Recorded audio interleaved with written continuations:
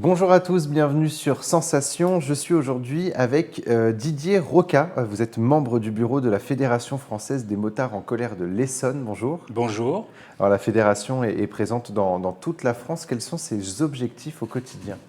Alors, les objectifs au quotidien, c'est de défendre les usagers de roues motorisées, deux, trois roues motorisées, au sein de la FFMC par nos adhérents et nos structures du mouvement FFMC. Et comment cela se traduit au sein de l'antenne de l'Essonne? Alors, l'antenne de l'Essonne, comme toutes les antennes, les 85 antennes départementales et ultramarines, nous sommes le relais de la FFMC nationale, donc de la politique à appliquer et de la prévention et sécurité routière en fonction de nos différents, où on travaille en fonction de nos différents réunions, que ce soit les journées, par exemple, journées techniques d'information qui vont avoir lieu là au mois de novembre, ou lors de nos assises. Alors on appelle ça nos assises parce que bon, pas les assises voilà, traditionnelles comme on peut entendre parler, mais on appelle ça les assises. Donc c'est l'assemblée générale en fait de la FFMC où là on a des ateliers où on travaille et on définit la politique à suivre et au sein pour la sécurité routière et la défense des deux roues motorisées. Alors vous avez justement évoqué cette sensibilisation, cette prévention, notamment auprès de la jeunesse. Pourquoi les jeunes sont une de vos cibles? Parce que plus on démarre jeune, la prévention et le partage de la route avec les mobilités, puisqu'on intervient avec donc notre commission ORJ Éducation routière jeunesse avec nos militants bénévoles qui interviennent, qui sont agrémentés Éducation nationale. Nous intervenons dans les collèges et les lycées pour leur porter la bonne pratique et la bonne parole et la pratique du deux roues, comment s'équiper, comment rouler, voilà. Et on essaye de les faire surtout parler, refaire sortir leurs sensations et leur sensibilité au sein de leur pratique déjà, parce que bon, ils viennent au collège soit en vélo, soit avec ces nouveaux engins de déplacement motorisés, ce qu'on appelle les EDPM, trottinettes et compagnie, et puis ou scooter. Donc ils sont déjà dans la circulation et on essaye de faire remonter un peu leur sensibilité.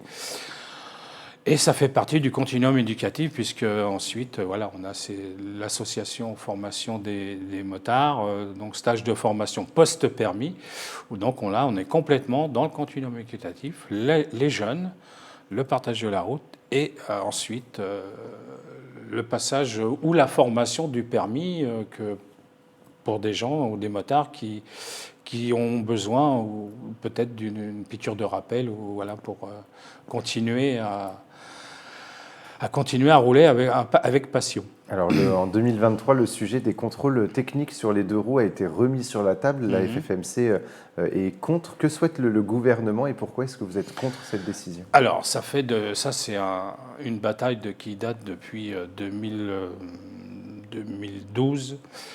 On est contre le contrôle technique, donc on a réussi à repousser ce contrôle technique maintes et maintes fois.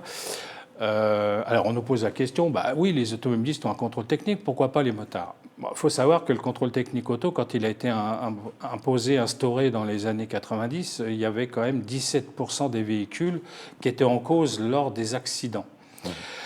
Ce qui n'est pas le cas du tout avec la moto, parce que de nos statistiques du rapport METS qu'on peut trouver sur n'importe quel moteur de recherche, et nos statistiques de notre partenaire et structure Assurance Mutuelle des Motards, les statistiques, 0,3% des accidents seraient en cause par rapport à un ennui technique. Donc, c'est peanuts. Le motard est là pour entretenir sa moto. En plus, tout ce qui est organe de sécurité est tout à fait visible sur une moto, comparativement à une voiture où là, si on veut ne serait-ce que contrôler ses plaquettes, il faut démonter la roue. Une moto, tout est visible. Et puis, c'est enseigné au permis de conduire moto. L'entretien de sa moto, savoir faire ses entretiens avant de prendre sa moto. Ça, c'est enseigné au permis de conduire. Donc, je veux dire, le contrôle technique n'a pas lieu d'être. L'Europe, en 2020, a remis ça sur la table, avait dit, voilà, soit vous mettez un contrôle technique en place, soit vous mettez des alternatives de sécurité routière.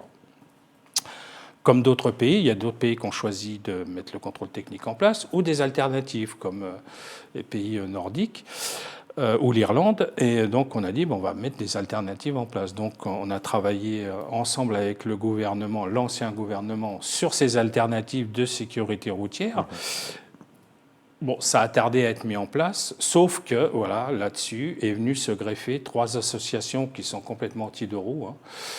Je ne sais pas si on peut les nommer, mais bon, voilà, et qui ont porté une requête devant le Conseil d'État pour justement obliger à mettre en place ce contrôle technique. Donc le Conseil d'État a retoqué le gouvernement. Bon, après on parlera politique ou pas, mais a retoqué le gouvernement sur ce contrôle technique et a dit voilà, il faut mettre un contrôle technique en place. Mais on ne sait pas du tout qu'est-ce qu'il va y avoir dedans, qu'est-ce qu'on va contrôler, on n'en sait rien.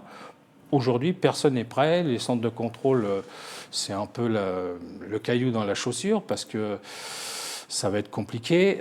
Donc voilà, on en est là. On nous impose un contrôle technique qui n'a pas lieu d'être. Bon, alors voilà pourquoi on est contre. Et autre sujet, à Paris, le stationnement des deux roues est devenu payant. Vous étiez également contre et pourtant c'est passé. Il faut désormais payer son stationnement à Paris, même en deux roues. Là encore, les avis étaient mitigés puisque les automobilistes ont été nombreux à comprendre la décision de la mairie de Paris. Qu'est-ce que vous dénoncez à travers ce stationnement payant des deux roues? Nous, on part du principe que l'utilisation d'un deux roues, et je veux dire, ceux qui l'utilisent, hein, alors les motards ou par exemple les scooteristes, hein, ce sont la plupart des automobilistes qui se mettent aux deux roues motorisés par le biais du scooter 125, puisqu'il y a le 125, l'équivalent avec le permis voiture et une formation de 7 heures. Et après, ils passent le permis pour avoir un véhicule un peu plus important en cylindrée.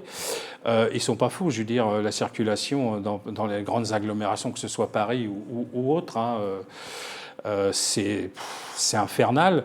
Donc, le deux roues permet de se déplacer, puisque bon, le transport en commun, aujourd'hui on nous dit de prendre les transports en commun, mais je veux dire, on est dans le sud Essonne, si vous voulez, ne serait-ce que vous êtes ici à Saclay, pour aller à la gare, il vous faut un véhicule. Après, voilà, bon, on ne va pas parler de la ligne C, mais enfin voilà, c'est compliqué les transports en commun, donc les gens ne sont pas idiots, ils prennent le deux roues motorisé pour circuler, pour monter à Paris.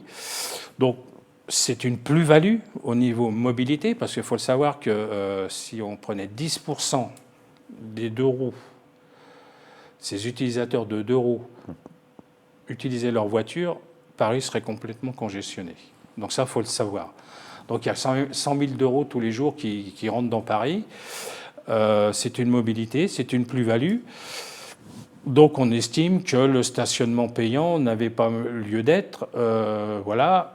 Bon, aujourd'hui, ça l'est parce que de toute façon, il y a une politique au niveau de Paris, et ça va venir dans d'autres agglomérations, mais une politique d'éradiquer le voiture et le deux roues thermique. Ça allait très certainement à contresens avec cette envie d'avoir moins de voitures justement pour plus de deux roues. Vous vous êtes également penché sur 5 axes pour la sécurité routière. Dans la dernière minute qui nous reste, quels sont ces 5 axes? Alors, les 5 axes, ce sont le conducteur, le deuxième axe, le véhicule, l'environnement, circulation, environnement institutionnel et citoyen, le sport et loisirs. Donc, on est là, donc le conducteur, donc formation des conducteurs, sensibilisation des automobilistes à la vulnérabilité des usagers. Donc, on les informe de comment l'utilisation et la pratique du deux roues. Qu'est-ce qui se passe? Donc, ça, on le fait, par exemple, par la circulation interfile aujourd'hui, hein, puisqu'on a des fascicules, si vous voulez, des informations auprès du motard et auprès des automobilistes pour la circulation. On est tout à fait là dans la circulation interfile, dans le partage de la route, complètement.